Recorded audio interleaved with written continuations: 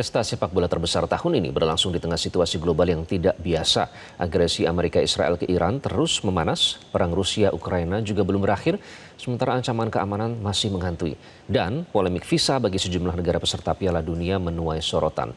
Di tengah pusaran geopolitik itu muncul pertanyaan besar, apakah Piala Dunia tetap mampu menjadi ajang yang menyatukan dunia? Atau sebaliknya tidak bisa dilepaskan dari tarik-menarik kepentingan geopolitik global. Akan kami ulas bersama pengamat sepak bola Anton Sanjoyo. Bung Joy, selamat malam, apa kabar? Selamat malam Iqbal, baik. Jadi seberapa besar Bung Joy ketegangan geopolitik dunia saat ini mempengaruhi penyelenggaraan Piala Dunia 2026? Mampukah fair play bertahan, Bung Joy? Sebetulnya Iqbal, persoalan geopolitik di antara Iran dan Israel, Amerika juga ada di sana, perang di Ukraina, itu sebetulnya hanya bumbu dari kebijakan yang awalnya sebetulnya soal visa, lalu beberapa tim tidak bisa masuk, wasit Somalia ditolak visanya. Itu awalnya sebetulnya dari periode kedua administrasinya Donald Trump. Karena dia pada awal tahun 2025 kan mengeluarkan semacam undang-undang, ya saya tidak terlalu jelas, tapi undang-undang itu memungkinkan keimigrasian Amerika Serikat bertindak tegas dan keras terhadap para imigran dan para pendatang. Itu yang menimbulkan keresahan sejak awal 2025. Bahkan Amnesty International mencatat Amerika Serikat sudah mendeportasi 500.000 imigran pada sepanjang tahun 2025. Lalu persoalan perang di Timur Tengah, kemudian persoalan juga perang di Eropa, di mana Rusia sampai hari ini masih menganeksasi sebagian wilayah dari Ukraina, itu menjadi semakin buruk dalam kerangka persiapan Piala Dunia di 3 negara pada tahun 2026 ini.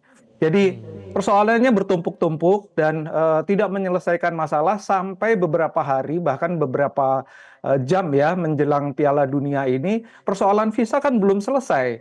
Jadi kemarin tim Uzbekistan juga dalam tanda kutip sangat kecewa karena mereka diperlakukan seperti penjahat. Demikian kalau soal yang ditolaknya visa, Iran ini kan menambah masalah dalam konteks Piala Dunia. Ya, yang menambah masalah sebetulnya Amerika, karena kan ada 15 anggota tim Iran tidak bisa masuk. Pemain Irak juga tertahan hampir 7 jam ya diinterogasi dan macam-macam lah persoalannya. Sementara tidak hanya di Amerika, kan di Meksiko juga ada persoalan ketika satu kota dikuasai oleh geng, dan ini menimbulkan keraguan apakah aman bagi pendatang ya untuk datang dan menikmati Piala Dunia 2026. Saya sih berharap nggak ada masalah apa-apa ya, terutama dalam masalah karena kan ini Piala Dunia, pesta Betul. seluruh umat manusia. Kalau ternoda oleh masalah-masalah keamanan kan ini menjadi krusial.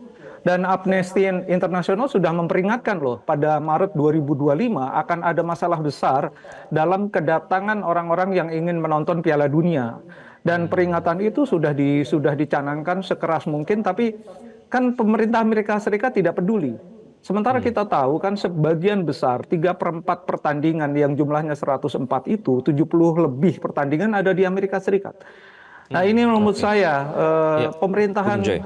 Donald Trump ini budek ya, tuli tone deaf gitu ya terhadap masalah-masalah yang melingkupi menjelang Piala Dunia. Jadi menurut saya ini sangat Bung Joy. mengkhawatirkan, tapi saya berdoa tidak akan Oke, terjadi itu artinya kan apa-apa. bisa ditarik lagi ke belakang sejak administrasi periode kedua dari Donald Trump. Kalau kita lihat tadi Trump pada saat ditanya oleh wartawan, dia bilang, we make sure the right people coming in. Nah, the right people itu kan menurut definisinya Trump. Sementara kita tahu Trump di depan publik selama ini selalu memperlakukan imigran ini seperti warga negara kelas 2 dan bahkan ini juga menuai protes di seluruh Amerika yang mengecam presiden mereka sendiri. Nah, apakah ini artinya kalau kita tidak bisa melihat definisi the right people yang menurut Donald Trump itu, ini artinya isu politik sebenarnya secara diam-diam sudah masuk lebih jauh ke dalam penyelenggaraan turnamen karena Gianni Infantino sebenarnya sudah katanya menjamin agar lapangan hijau tetap steril dari intervensi politik. Kenyataannya gimana, Bung Joy? Ya kita harus hanya bisa menunggu ya, dan tidak akan terjadi apa-apa karena kan antara perintah, misalnya katakanlah ini pemerintahannya Donald Trump menjamin semua penonton yang akan masuk ke Amerika Serikat terutama dijamin keamanannya, tapi kan yang di apa aparat-aparat yang ada di bawah, bahkan sekarang Garda Nasional kan ikut dalam apa pendeportasian begitu banyaknya manusia yang ya semuanya sekarang kan disapu, bahkan demonstran pun langsung bisa dipenjarakan hari itu juga tanpa proses pengadilan.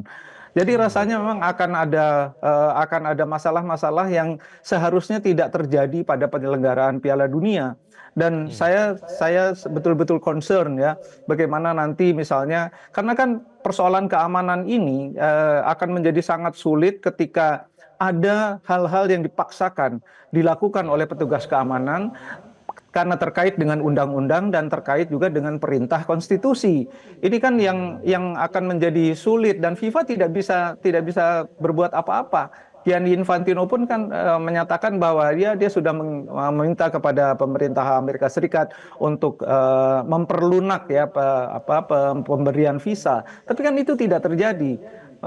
Iran bahkan sampai pindah ke Meksiko kan Tijuana, untuk ya. untuk base camp-nya.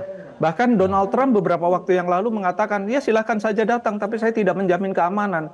Kan menurut saya nggak masuk akal ya seorang presiden negara besar, host sebuah perhelatan kelas dunia mengatakan hal demikian. Ini menurut saya sama sekali tidak masuk akal dan mudah-mudahan ya sekali lagi mudah-mudahan tidak akan terjadi apa-apa. Oke, sampai tidak boleh menginap begitu ya, boleh berlatih ataupun bertanding tapi tidak boleh menginap di negara tersebut. Harus Ya, mereka masuk ke Amerika Serikat karena sudah juga ada visanya, lalu harus keluar lagi setelah Bung Joy, pada hari pertandingan. Kan menurut saya nggak masuk akal gitu.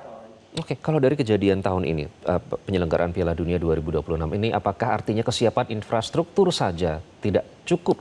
Karena kalau kita lihat, kalau official sama supporternya saja kesulitan untuk masuk negara host, itu kan nanti artinya pertandingan ini akan jauh berbeda, baik secara fair play, sportivitas maupun atmosfer dan ambience. Apakah itu saja artinya tidak cukup dalam penyelenggaraan ke depan, Bung Joy?